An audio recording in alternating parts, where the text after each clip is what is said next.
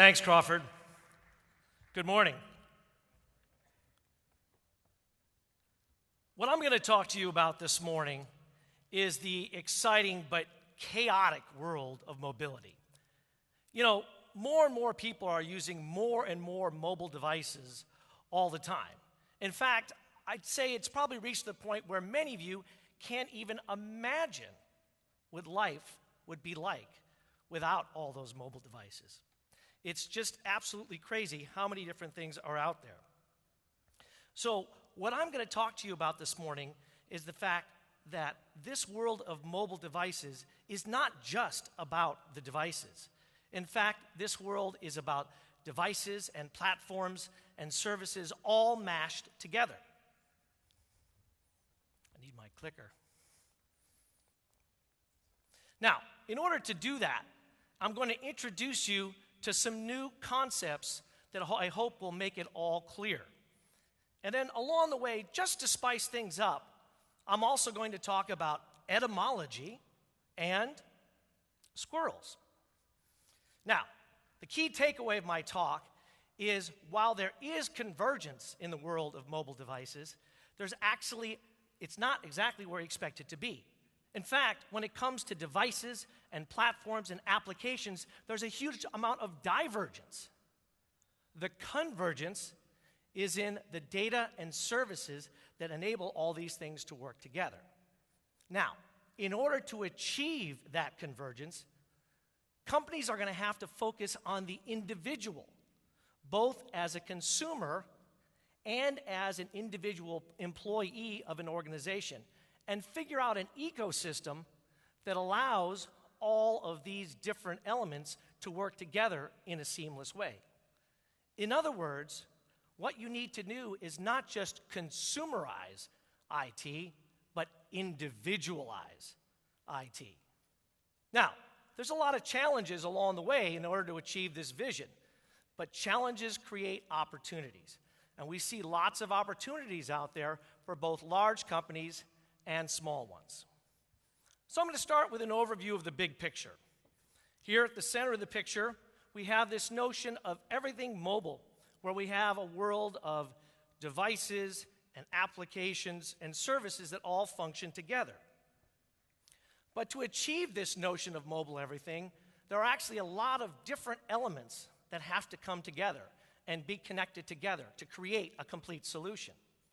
So what I'm going to do in my presentation is walk you around the circle and describe each of the different elements and what each of them do in order to complete that whole solution. I'll start with devices. Now, I'm a hardware guy, so devices are important to me, but also I think for most people, devices are those things that we use to get access to the information.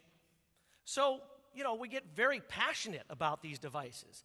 In fact, when it comes to devices, you see a lot of people arguing over which devices are better, and even within the IT industry. In fact, some devices get people so excited, I think it distorts their view of reality. It's kind of like when a dog sees a squirrel. Any of you see the movie Up, the Pixar movie? The dog sees the squirrel. If you own a dog, you know what I'm talking about. Dog's perfectly calm, everything's going along fine, all of a sudden, squirrel! Dog goes nuts, kind of loses a sense of reality. That's what happens with a lot of these mobile devices. All right, before we get into the specifics of the mobile devices, let's go over the definitions, because there are a lot of different things out there. Now, we all know what a PC is, but IDC's definition of a PC is a device that has a desktop operating system. That's not desktop versus notebook, but desktop versus mobile. A netbook, which we also call a mini notebook, is a smaller version of a PC desktop OS. Tablet PCs have been around since 2002, and they run, again, a full desktop operating system. But quite honestly, they haven't really sold that well. The category that everybody wants to talk about these days is media tablets, the iPad, the Motorola Zoom, the Samsung Galaxy Tab. This is where the excitement is. Now, IDC's definition of a media tablet is a device that has a mobile operating system and the other characteristics you see. And finally, then, there's smartphones. And with a smartphone, of course, there's a mobile OS and a screen of 5 inches or less. Now, the reality is it's kind of hard to keep track of all these things because, there's so many different things out there. Squirrel! Look at that squirrel. It's got a Motorola Atrix 4G. That's an Android phone that's running Gingerbread. It's got a Tegra 2 GPU, CPU, and it's got a laptop dock. If I had that, that's the one device I would need. Oh, God. Sorry, I'm just getting a little distracted. All right, let's think about clients. When we think about clients, it's typically been Wintel, Windows running on an Intel or x86 architecture. But nowadays, a staggering array of devices. Different form factors, different colors, different everything. In fact, there's so many different devices and so many choices out there that what we're finding is these things are very personal, and the choices you make are very personal. And so people have different sets of devices. You, sir, for example, may have a Windows-based PC, an Android phone, and an Apple iPad. You, ma'am, on the other hand, may have a Windows-based PC, a BlackBerry, and an Amazon Kindle. Everybody has different devices, and that heterogeneity is going to continue. Now, here's another interesting point when it comes to IT.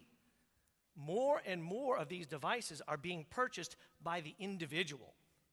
We did a survey last fall of about 1,500 IT buyers, asking them about who bought the different devices in their organization. And we know from previous research that PCs, 95% of PCs in a business are bought by the business. But for smartphones, 50%. Media tablets, only 20%. So what we're seeing is that more and more of these devices are being owned and therefore managed by the individual. So the reality is what we're seeing is that people are buying, owning, and using multiple devices. And what happens is they're going to pick to use different devices depending on the situation they're in, the workload they have, the physical location they're in. These are the kind of things that matter. Now, some of you might say, well, but I can do the same thing on all these different devices, so why should I get all these devices? Well, yes, you can, but there are degrees of usage. So think about it this way. I can do email on my smartphone, I can do a little bit more email on my tablet, and I can do a lot more email on my notebook. Let me give you a story to give you an example. I was at an analyst event right after the launch of the original iPad. I saw a guy there that I know from another firm, and he was typing away on the screen of the iPad, and I said, oh, how do you like it? He said, oh, I love it. I'll never use anything else again. Fast forward 6 months later, another analyst event, I see him. He's typing away on his notebook. I'm like, hey, what happened? I thought you liked the iPad. He says, well, yeah, I just got back from a business trip, and I had like 300 emails. I'm like, oh, okay. So it depends on the situation and, in fact, the location. So the reality is that one device, yes, maybe we only want to carry 1 or 2 devices, but we're going to buy multiple devices. One device does not solve the problem.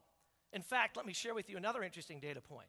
We did a survey of people who owned or were considering purchasing iPads in December of last year. And now, the demographics of this group, I will admit, were very high. In fact, the average income was $90,000 worldwide and almost $100,000 in the U.S., 50% college educated. So not the general market, but still the kind of people looking at media tablets. And we said, how many other devices do you own? Here's what they told us.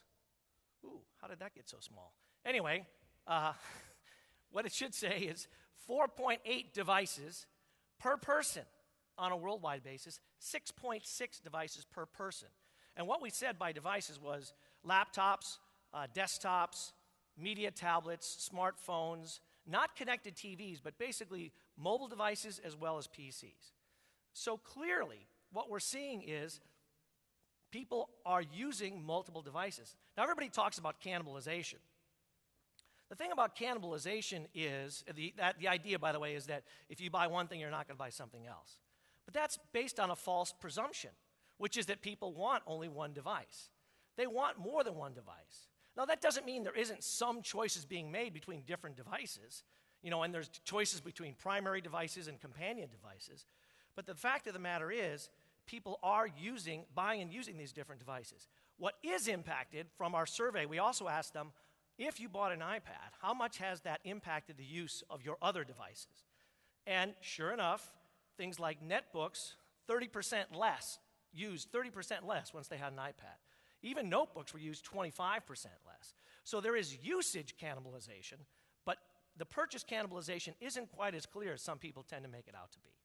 Now, again, there's a lot of things to keep track of, and it's hard to remember all these different elements, but it's something. Squirrel! That squirrel's laughing at me because he's got the white iPad 2 before it even came out. It's got a Core A5 too. It's got cameras. It fixes all the problems with the first iPad. If I only, darn squirrel, stop distracting me. All right, come on, let's think about the numbers. Let's talk about the actual forecast of all these devices. So if you look at this, this is a chart of all what I'll call more the companion type devices. Tablet PCs, as I said, have been around for a long time, but the reality is they just haven't sold that well because Windows may be touch enabled, but it's not touch optimized. It really doesn't give you a great touch experience. It's always keyboard first, touch second. Now, netbooks have been was a very strong growing category, but what we saw is that over time people recognized it's not quite doing for them what they wanted. So instead, of course, we see this huge growth in media tablets. And as you can see from our forecast, we think it's going to be a strong market. But let me be clear, it's not necessarily going to take over the world. Again, another couple of data points from that survey we did. Remember the demographics of what I described to you. Even amongst that high-income demographic, when we asked the people who didn't buy an iPad why they didn't, 70% of them said it was because the price was too high. Well, wait a minute. All of the other tablets out there are more expensive than the iPad. So you think people are just going to magically buy them? I'm not so sure about that. Plus, there are a lot of issues around data plans and data plan pricing. I'll get to more of that later. The other thing to be aware of is we know that we know what Apple's done so far. We believe through the rest of this year, Apple will still dominate. So let's say we give Android 30% by the time the end of the year comes. Well, if there are 50 vendors fighting for 30% share, you do the math. What's the market share going to be like for those guys? Now, the other thing to bear in mind is, let's look at these devices in relation to everything else. So I'm going to change the scale on the left-hand side, plot the same numbers, but then show you the more primary categories. Smartphones, PCs overall, notebooks. And you can see that despite rumors to the contrary, the PC is not dead. So let's be clear on that. PCs are still going to be an important part of what we do. The other devices are as well. In fact, if you'll notice, as Frank pointed out, in 2011, smartphones will actually surpass PCs as shipping more, and then moving forward, of course, it maintains that way. So we've talked about devices. Now, when you buy a device, really what you're buying is the whole user experience. And the UI is typically delivered by the platform, which is the operating system. And underlying it, of course, is the chip architecture. So let's talk about platforms. So I did an interesting exercise. I added up all of those devices I showed you on that last chart. PCs, smartphones, media tablets, all those things. Then I overlaid the operating system or platforms for those different devices to get a view of what's the platform picture. So here's what it looks like in 2010. First of all, there were about 700 million devices. That's PCs, smartphones, again, all those things. And you'll notice about half of them are Wintel, Windows-based PCs running on Intel. Interestingly, the second largest group was actually the Symbian operating system, which Nokia uses on their smartphones, running on ARM CPUs. Now, in the US, that wasn't a big factor, but around the world, of course, Nokia had a huge share of smartphones. Third was iOS, that's Apple, on the iPhone, the iPad, the iPod. And then Android-based phones and tablets were fourth. Now, watch what happens when we move forward to 2014. First of all, look at the number at the bottom. We more than double the number of total devices out there. Again, people buying multiple devices. But look at the chart. So while the PC may not be dead, when we think about Wintel as a platform in 2014, we're only at about a quarter of all the devices. Android-based devices, again, tablets and phones and other devices, are also just over a quarter. iOS. But then finally, look at the other slice. That other slice is WebOS. It's the BlackBerry software. It's Windows running on ARM even. There's a little bit of that. All kinds of different things. So a huge amount of heterogeneity. Like clients, we're not getting more converged. We're getting much more diverged. All right, now let's talk about the applications. Because, again, at the end of the day, what we run on all our devices is applications. So it's critical to think about what kind of applications are going to be out there. Now, Frank already mentioned to you, the numbers of applications. But there's also, in terms of the types of applications, there's a huge amount of different types. We've got all kinds of personal applications. We've got work applications. And by the way, I almost forgot to mention, apps are important not just for mobile devices, but for PCs. People tend to overlook the fact that, there's a reason why we're still using PCs, because there's a lot of applications that run on PCs that we still need and want. And that's going to continue to be the case. But now in addition to those personal and work, we see some interesting new technologies. Augmented reality. The idea of using cameras or sensors in the device to give you more information. For example, point your device at a building with an augmented reality app, and it might give you a live video feed and then information on top of that. Or you've seen the applications that use the GPS and the sensors in the iPad. When you point it at the sky at night, you can see which constellations you're looking at. Very cool, interesting new kinds of applications. And when it comes to mobile commerce, we're going to start to see the introduction of more NFC or near-field communication-based sensors and devices.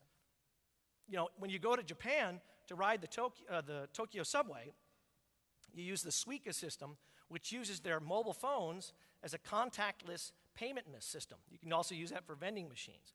We expect to see more and more of that when it comes to in the US later this year.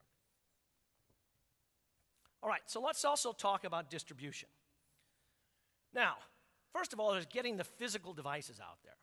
And one of the big debates we've seen over the last few years is, what role does the telco channel play in some of these other smart connected devices? And again, I'll share a data point from that survey we did of iPad owners. Actually, only 7% of people worldwide, this survey, by the way, was in 5 countries, US, UK, Germany, France, Japan. Only 7% of people worldwide bought their iPad through a telco, and in the US it was less than 2%. And there's some challenges around some data plans that I'm going to get to, as I mentioned, in a second. Now, when we think about applications, Frank mentioned this briefly, the real beauty of application distribution is in app stores. And app stores are a great thing. There's no question about it. It's a great way to distribute your applications, update your applications, all the things that Frank already mentioned. And in fact, what we're finding is that some vendors, especially, again, if you look at the world of Android-based devices, where there's a lot of worries about commoditization, people are starting to create their own app stores because they want to have a connection with the customer and they want to own that customer relationship. So the problem is, app stores, we think, are quickly going to be too much of a good thing. All of a sudden, everybody is going to have an app store. And the beauty of the app store model that's very clean right now, we think is going to get very messy. But it's still important because, again, this is all about owning the customer. What's the greatest thing about the Apple App Store? It's the fact that they have all your credit card numbers. So if you want to buy something, you just go onto the store and click buy, done. So when Amazon starts to move to offer Android-based applications and they've got one click, that could be an interesting challenge for the Android marketplace and for other vendors trying to figure this whole thing out. So great opportunity, but a lot of potential for confusion. All right, so let's talk about connectivity. Now, all these devices long to be connected. They are, by their very nature, connected devices. And most of the focus has been on 3G and 4G and mobile broadband. But I tell you what, let's not overlook Wi-Fi. Wi-Fi is critically important, and the beauty of Wi-Fi is the bill of materials cost adder for Wi-Fi nowadays is almost zero because Wi-Fi is being integrated into other core chips that are at the basis of most devices. So it's very inexpensive to add Wi-Fi. So as a result, everything has Wi-Fi. And that's critically important as we start to move towards sharing 3G connections over Wi-Fi. So let's talk about some of this. The challenge that we see is that people want to have connectivity, but they want it to be cheap. You know, of course carriers need to make money, and the carriers have a certain limited amount of bandwidth. But the challenge is if every single device has to have a data plan, people are like, I don't think so. The analogy is kind of like saying, oh, you have more than one PC in your house? Oh, well, you need a dedicated DSL line for every PC in your house. Of course not. That's what routers are for, right? So why shouldn't we have the equivalent of a wireless broadband router? And in fact, indeed we do. We've seen things like the Sprint Overdrive that provides one 4G radio, one data plan, shared Wi-Fi. We've seen phones and tablets and other devices start to integrate tethering. That is, again, the ability built into the device of sharing a data connection. Now, the problem is right now, it's not very well known, it's not very well understood, and the pricing is still a little bit messy. I mean, again, when we asked people who didn't buy an iPad with 3G, why didn't you get the 3G one? The answers, 41% of the people said the data plan pricing was too high, 40% said they preferred free Wi-Fi, and 35% said they don't want to pay for multiple data plans. And here's another interesting point. If you look at the number of people who are actively using and paying for 3G on an iPad, it's less than 20%. Let me tell you how I get there. About 50%, a little bit less than 50% of iPads sold have a 3G radio. Based on the survey we did, about 70 to 75% of those people actually turn it on. Some people get it just in case. But then, only 50% of those who turn it on say that they use it at least once a week. Well, I don't know about you, but if I'm not using something more than once a week, I'm going to stop paying for it. So quickly you realize that yes, 3G and 4G connectivity is interesting, but we have some serious challenges there. And that's going to be a big factor as we move forward and we think about all the connections that need to happen here. So the importance of tethering and multi-device data plans, I cannot emphasize enough. All right, so we've looked at the devices, platforms, applications, and let's be honest, it's chaos. All kinds of different platforms, all kinds of different applications, all kinds of different devices, different kinds of networks. How are we possibly going to make sense of all this? Well, here's what we need to do. Think about services that tie these devices together. Now, the fact of the matter is that it's not really as far-fetched as it sounds. There are actually a lot of things out there that already do this. I mean, think about email. If you read an email on a device, on one platform, and it's marked as read if you switch to another device on a different platform. But imagine what it would be like if when you read an email on one device, it didn't show up as read on another device. It would be horrible. But that's what we're putting up with already with all our other kinds of applications and data. We need to fix that problem. Now, when it comes to media, thankfully, we've seen some improvements. If you think about Amazon's Kindle application, for example, you can download the Kindle app on many different platforms, you can buy a book once, and you can start reading a book on one device, then when you switch to the other device, it knows what page you're on. And so that kind of seamless experience is exactly what we need to see across all of our applications, our data, and our services. So really, ultimately, what we want is we want all these different elements to work together as a system. Again, another quick data point.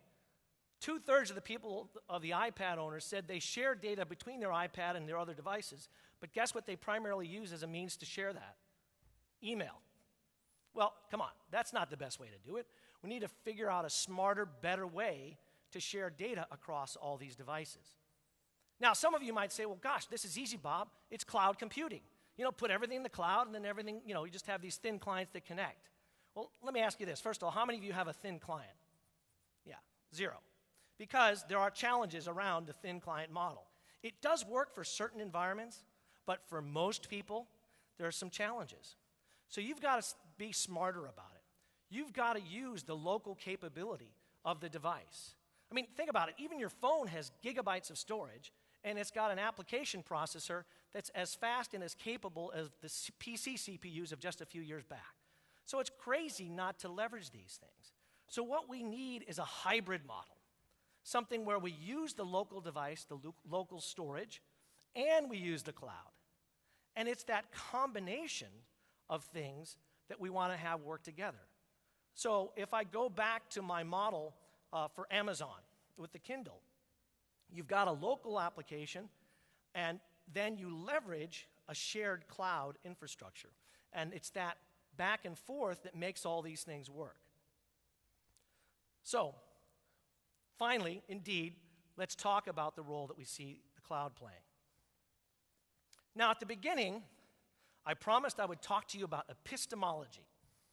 So let's do that. The word meta, first, the etymology of meta is a Greek prefix that means after or besides. In epistemology, or the study of the theory of knowledge, meta means a thing of things. So think of metadata. Metadata about a picture, a digital photo, is information about that photo. So what I would argue is what we need is a meta platform, a platform of platforms, something that can tie all these different elements together. Let me show you what I mean. So along the bottom here, I have all these different devices, and the colors are meant to be a rough approximation of the market share by platform within each of these different devices. And what you'll see is it's a big mess. Nobody owns the platform across all these devices. Again, we have a huge amount of platform diversity and device diversity. So how are we going to make these things work together? Well, first of all, we add a layer of synchronization. We add the ability to move content across these different devices, across these different platforms. Then, let's think about content. We don't necessarily want to have all of our content on all of our devices. So we can leverage the cloud and provide content that we can, again, get access to across these different devices and platforms.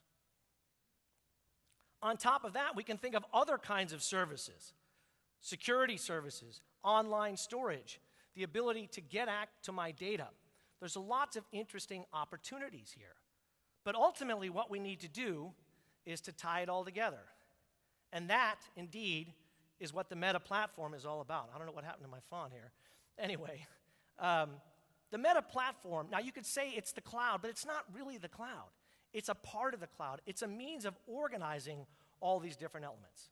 So you can imagine companies like Google and Apple and Microsoft all working towards this concept. Now, nobody's got the whole thing, but think about Apple.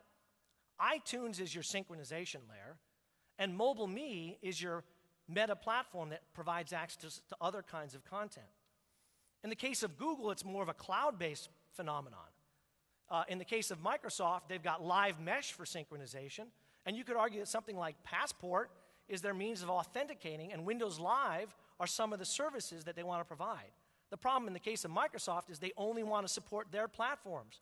Well, guess what? That's a problem, because people aren't always going to have Microsoft platforms. But here's the important thing to remember. It's really about data. It's about your data. Because at the end of the day, what you care about is your data. And you want access to your data across these platforms, across all of these different devices. So really what we're talking about is the idea of being completely independent of our devices. We want a portable digital identity. That is, all of our stuff, our data, our applications, our content, our services, and we want to be able to get at it regardless of this variety of platforms out there. So, now, let's be honest. If we think about putting all this together, there's a lot of elements, but the pieces are in place. But here's the critical twist. instead of focusing on the elements, turn it around onto the individual. What we want to do, remember, is not just make all the things work together in an easy way and consumerize IT. We need to individualize IT. We need to figure out a way so that a given individual, regardless of the devices they have, can get access to the things they want. That's ultimately the goal of what we want to do. Now, let's be honest. It's not exactly a simple view. Even that picture was incredibly complicated. So making all these things work isn't going to be easy. This is the challenge of the consumerization of IT. As I mentioned earlier, there are a lot of concerns around some of these data plan pricing models. Something is going to need to budge. We're starting to see the beginnings of it, and hopefully we'll see more of that as we go on, because connectivity across these devices is going to be essential. And what's the white elephant in the room? Security. Think about it. I just described a world where now there are multiple ways in for every individual, multiple ways for the bad guys to get in from every single individual. I also described a world where all this data is organized in one place, even higher risk. So there are some serious challenges going on. So we need to think beyond the idea, for example, of antivirus or security software for a given platform. We need a security service that works across my entire portable digital identity, something that can protect me no matter where I am and no matter what I'm doing. That's the kind of thinking we need to have happen. So, what do you do? Well, if you're a hardware company, as Frank had mentioned, you need to diversify your options. You're going to need to have as wide a variety of different devices as you possibly can. And you've got to figure out even things like colors and touch and feel. I mean, these things are like fashion now, in terms of what devices people are buying these days. If you're a software vendor, it's not good enough to say, well, I'm going to support Wintel or I'm going to support iOS. You need to support lots and lots of different platforms. I mean, if you think about it, the Netflix application is probably available on 7 or 8 different platforms. And that's how they make their experience seamless. So if you want to make your experience seamless, you have to think the same way. And if you're a tools developer, there's a great opportunity in figuring out how do I bring these tools and to enable the development of multi-platform support. If I'm a service provider, I'm device independent, I'm platform independent. Maybe I can provide the glue and the synchronization that enables these devices to talk to each other and be more than just the pipe. If I'm an IT manager, I've got a huge challenge on my hands. Remember what I said earlier, a lot of these devices are being bought by the individual. Now, you could stick your head in the sand and say, no, we're not going to allow any of that on our network. And of course, some people are doing that right now. But let's be honest, and remember what Frank said. The market follows the solutions. These are the solutions. So you need to figure out a way to enable access to the applications and data that you're going to be comfortable with, and that's going to vary from industry to industry, to make this work. But people are going to want access across this. And remember, everybody needs to turn their thinking around inside out and go from the individual out and think about how does their solution help enable that kind of an ecosystem. In order to do that, I think we're going to see a lot more alliances and partnerships that help people fill in the different pieces of that meta-platform puzzle. Some companies will have a lot of pieces, some people will just have the glue between certain layers, but there's lots of interesting combinations and opportunities. So, final thoughts. I hope I've made it clear that we are indeed in a new era. This era of multiple devices per person is the new reality, and it's simply not going to change. So you have to plan accordingly. And the connectivity across all these devices is essential. And the cloud is an important piece of it, but it's not the whole thing. This is not cloud-only computing. In fact, let me go on the record and say, a cloud-only computing model like Google Chrome, doomed to fail. Not going to happen. Because you can't depend on that connectivity always being there. It's for the same reason why thin clients are a tiny percentage of the overall PC market. And finally, remember that while there is indeed convergence, it's not in these devices, it's around the data and services. If you want to think about it this way, it's like a personal cloud around the individual with their platforms, their devices, their services. Ultimately, that's what it is that we want to achieve. So, in the immortal words of David Lee Roth and the Van Halen brothers, if you haven't gone in yet, it's time to jump.